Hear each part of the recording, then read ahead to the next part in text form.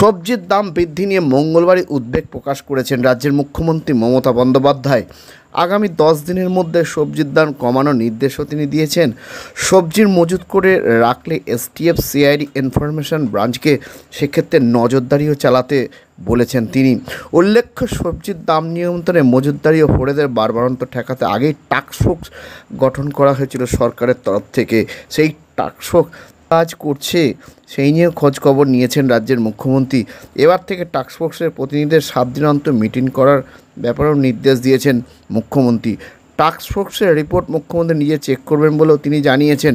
তারপরও বাজারে গিয়ে দেখা যাচ্ছে সবজির আগুন। উচ্ছে, টমেটো, বেগুন 100 টাকার উপরে, আলুও 40 টাকা, ঢেঁড়সের দামও বৃদ্ধি, সমস্ত সবজির দামও নেই বৃষ্টি। এই অবস্থায় আমরা কথা বলেছিলাম জেলা পরিষদের সভাধিপতি তারানম সুলতানা মীরের সঙ্গে। তার বক্তব্য আমরা শোনাবো। আর এই নিয়ে আজকাল আগামী বিশেষ প্রতিবেদন। বাজারে গিয়ে মধ্যবিত্তের হাতে পড়ছে সবজির ছ্যাঁকা।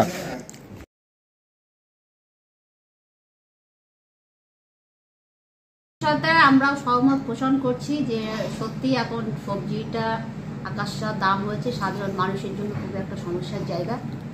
সব বিষয়গুলোকে আমরা মাথায় রেখে চাষিদের কথাটাও আমাদেরকে ভাবতে হচ্ছে, পাশাপাশি সাধারণ মানুষের কথাটাও আমরা ভাবছি।